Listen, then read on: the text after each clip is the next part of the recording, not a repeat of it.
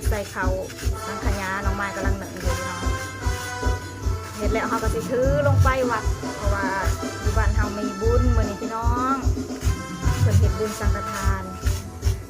ข้าวเมาหอนยำฤดูอันเห็ดข้าวเมาเห็ดยังกะเห็ดได้พี่น้องบ้านน้องไม้นะเคยเห็ดแต่ละปีเลยตอนนี้เราก็ขูดมะพร้าวที่เราสีใส่เขานะคะเด็กพี่น้องกะซิมีมะพร้าวแล้วก็มีน้ำตาลแล้วก็มีน้ำใบเตยใส่ลงไปให้มันหอมพี่น้องตอนนี้ก็นี่ส่วนผสมน้ำใบเตยของเราสิใบใส่นะพี่น้องเพื่อเพิ่มความหอมหวานเป็นเขากระพูดนะคะนี่พี่น้องตอนนี้ก็ซุกแล้วจ้ะพี่น้องตอนนี้เขาก็ปรุงมาแล้วโอ้ยมือกล่องกับมีจะหายก็ได้ใส่อันใส่คากล่องเอามากระเดิมบอกสัตว์พี่น้องสีของเราสวยงามจริงๆงามอะไรดีอ่ะก่อน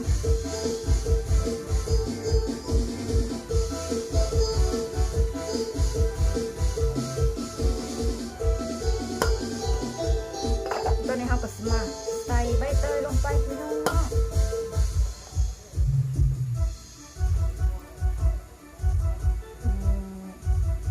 ใบเตยเขียนนะ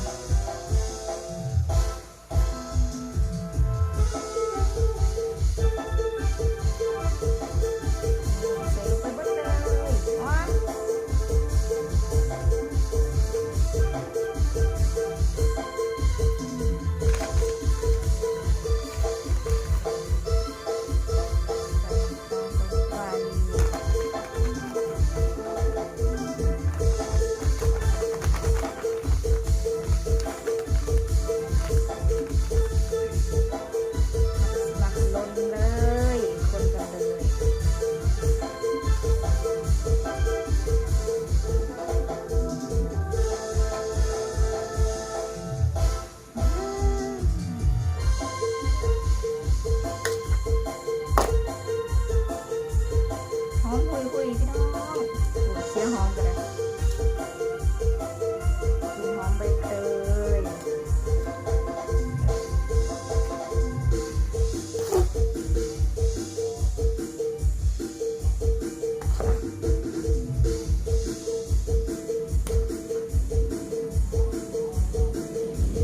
เคยกินเลยเนาะ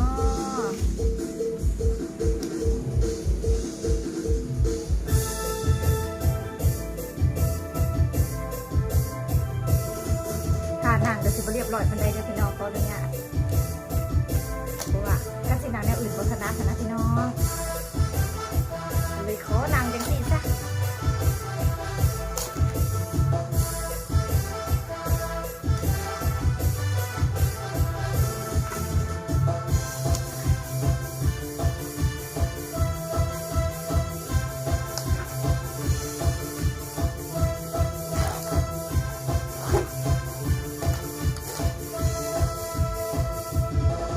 เต็มชามมาเป็นล้นๆนะคะ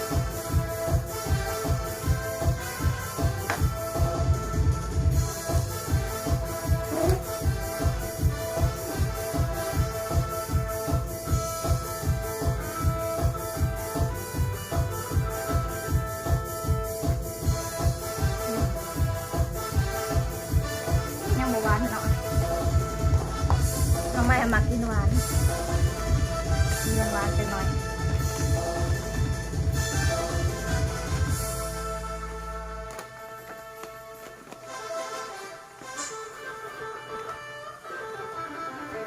ลงไปเพื่อความหวานของเขาจะสิบเอ็ดโลตื่นอันนี้เข้าไป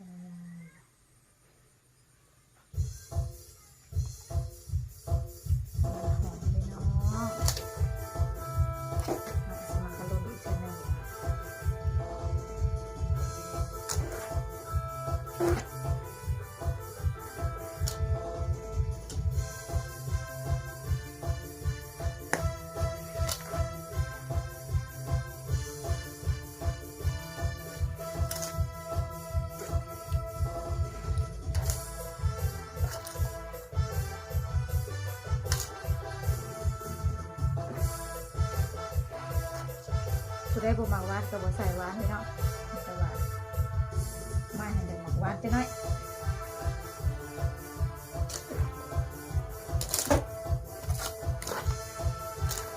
มันจังน้อยแล้วหวานแท้นี่แหละ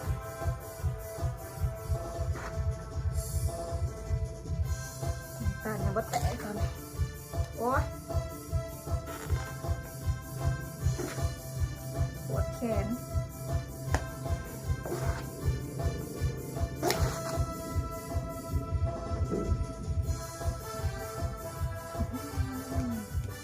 น้องกินใบเตยพี่น้อง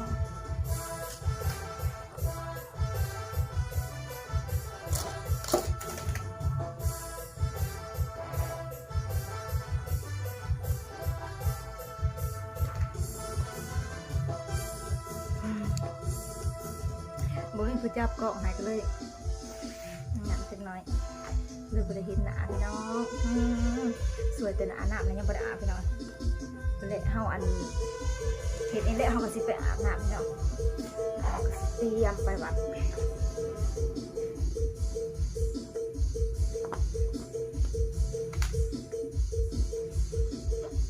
โอ๊ยปวด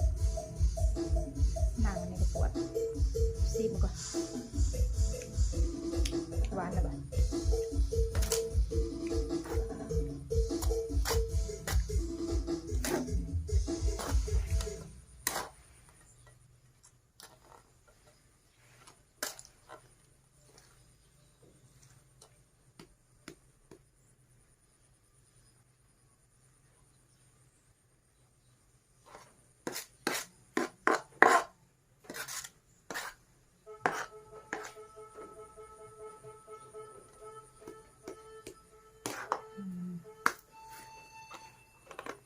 สารตอนนี้เราก็สิมา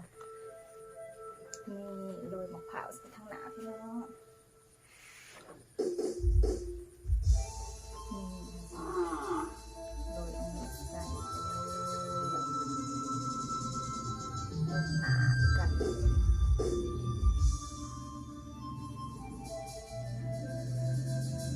หน้าตามันก็สิได้สวยงามพี่น้อง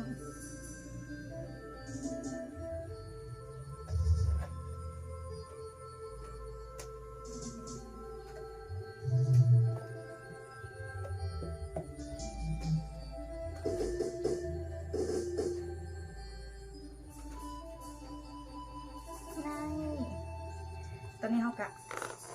เสร็จเรียบร้อยแล้วจ้ะพี่น้องมาเด้อมากินน้ำกันเลยจ้าซีม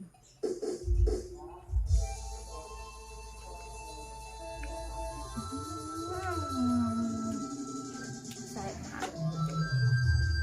อมตอนนี้ก็ฮอตขั้นตอนกันแล้วเลยจ้ะพี่น้องเขาก็จะขูดมะพร้าวใส่ปกหนาเล็กน้อยเพื่อเพิ่มสีสันให้มันสวยงามสีเขาก็งามแท้งามว่าพี่น้อง